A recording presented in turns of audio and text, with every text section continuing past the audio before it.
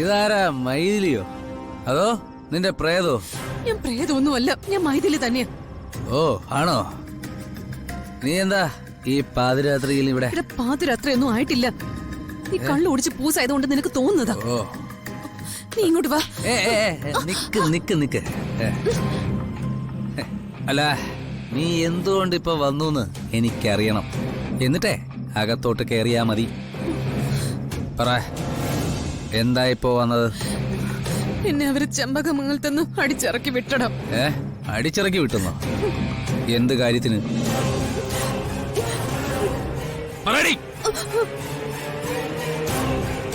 എന്ത് കാര്യം കൊണ്ടാ നിന്നെ അവര് പറഞ്ഞു വിട്ടേന്ന്? എന്തീ നിനക്ക് നാക്കില്ലേ? ഞാൻ നടന്ന കാര്യങ്ങൾ പറയണം. പറഞ്ഞേ പറ്റൂ. എനിക്കറിയണം.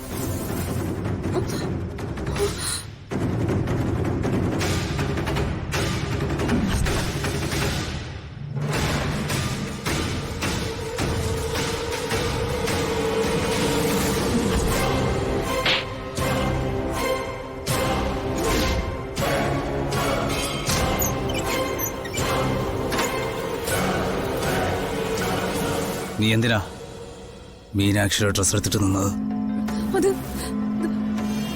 അത് തന്ത്രത്തോടെ താക്കോലെടുക്കാൻ. തന്ത്രത്തോടെ താക്കോലെടുക്കാൻ നീ ആരാ? മന്ത്രവാദിയോ? നിന്റെ തന്ത്രവും മന്ത്രവും കുതന്ത്രവും ഒക്കെ എനിക്ക് മനസ്സിലായടി.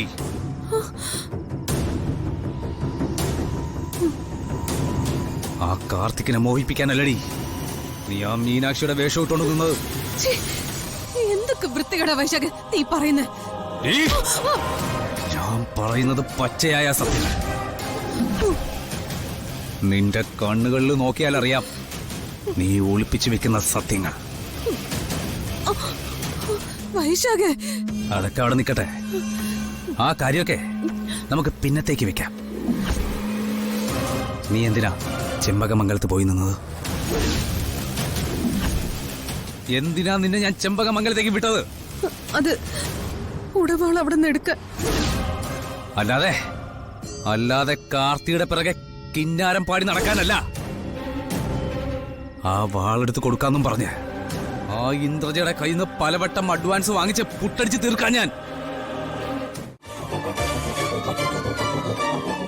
ഇനിയൊന്നും പറയാനില്ലല്ലോ അല്ലേ? ഇനി എന്ത് പറയാൻ?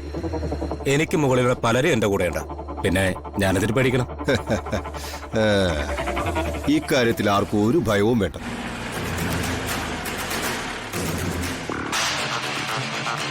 ദേ ഞാൻ പറഞ്ഞ ആള് വന്നെത്തി.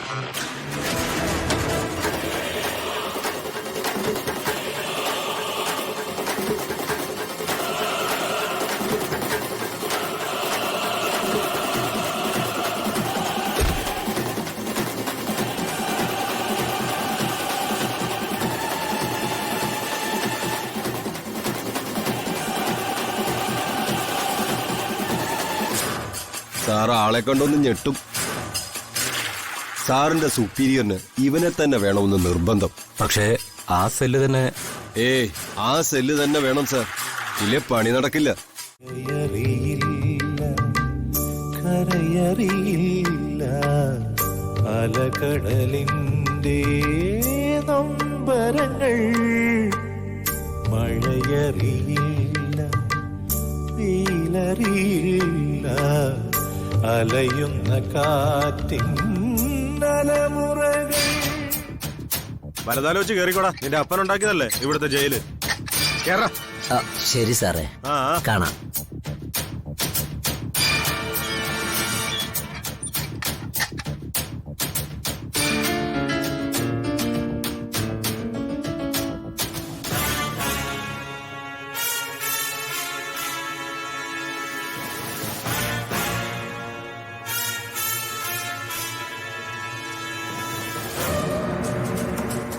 എന്താ ഒന്നും മിണ്ടാത്തെ?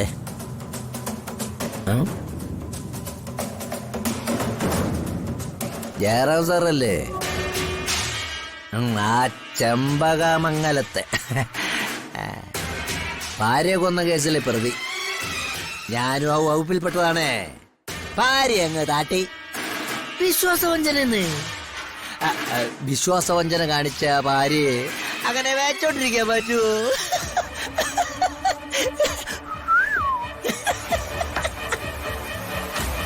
എന്റെ പേര് ബാബു. എല്ലാരും ബ്ലേഡ് ബാബു എന്ന് വിളിക്കും. വിശദമായിട്ട് പുറകെ പരിചയപ്പെടാം. നല്ല ക്ഷീണം. ഉറങ്ങട്ടെ, കുറച്ച് ദിവസമായി ഉറങ്ങിയിട്ട്.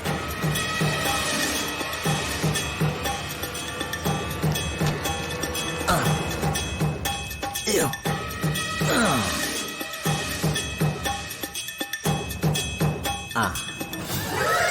ആ റാസ്കൽ ഇപ്പൊ ഫുഡ് കൊണ്ടുവരും. അപ്പൊ വിളിച്ചോണം കേട്ടാ.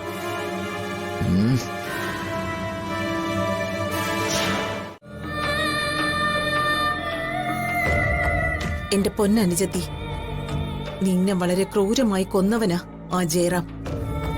അവനെ ഞാൻ പരലോകത്തേക്ക് അയക്കുന്നുള്ള എന്റെ പ്രതിജ്ഞ ഇന്ന് നടപ്പിലാവാൻ പോവാ. എനിക്ക് അത്രയും വിലപ്പെട്ടവളായിരുന്നു നീ. ആ നിന്നെയാ അവൻ ഇല്ലാതാക്കിയത്. മനസ്സിനേൽപ്പിച്ച മുറിവ് ഒരിക്കലും ഉണങ്ങില്ല. പക്ഷേ അതേപോലെ ക്രൂരമായി ഞാൻ അവനെ കൊല്ലിപ്പിക്കും.